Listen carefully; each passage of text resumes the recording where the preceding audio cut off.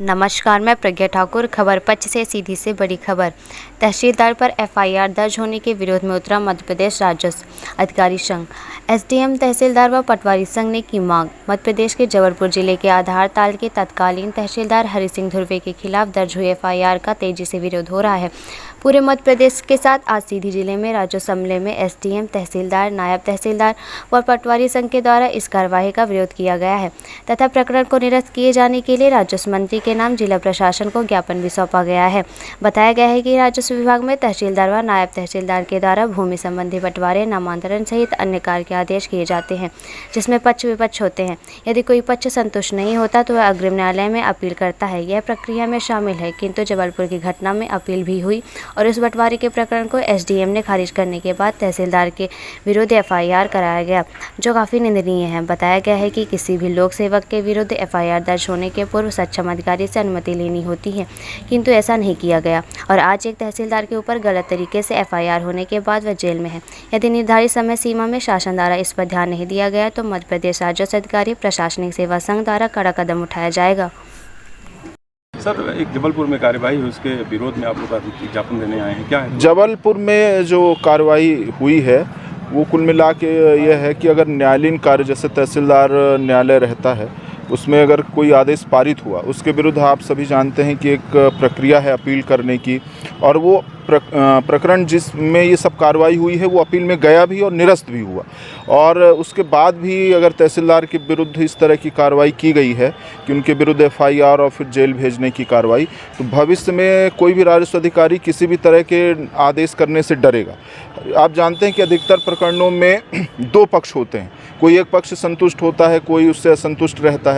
तो ऐसे हर कोई शिकायत करेगा और आप कार्रवाई करने लगेंगे तो फिर कोई किसी तरह का आदेश नहीं होगा। अभी राजस्व महाअभियान चला था, इसमें 20 लाख से अधिक प्रकरणों का निपटारा किया गया। अब उसमें से कोई असंतुष्ट है और कोई प्रकरण निकाल के बोले कि ये गलत हो गया तो आप उसकी विधिवत अपील करिए।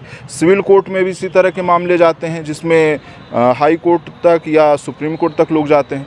अगर इस तरह का आदेश होने लगेगा तो फिर भविष्य में बहुत गलत नज़ीर बनेगी। तो इस विषय को लेके राजस्व अधिकारी संघ, जो तहसीलदार संघ है, कनिष्ठ प्रशासनिक सेवा प्रांतीय कार्यकारिणी ने निर्णय लिया है। उन्हीं के आह्वान पे आज पूरे प्रदेश में ये कार्रवाई की जा रही, ज्ञापन दिया गया है और वरिष्ठ अधिकारियों को इस पूरे मामले से अवगत कराया गया है कि इस तरह के मामले भविष्य में ना हो, इनको रोका जाए और हमारा जो साथी आज प्रताड़ित हो रहा है उसको तत्काल राहत दी जाए। यही मांग हम लोग इसमें कर रहे हैं और हम लोगों की इस मांग में पटवारी संघ भी साथ में शामिल है।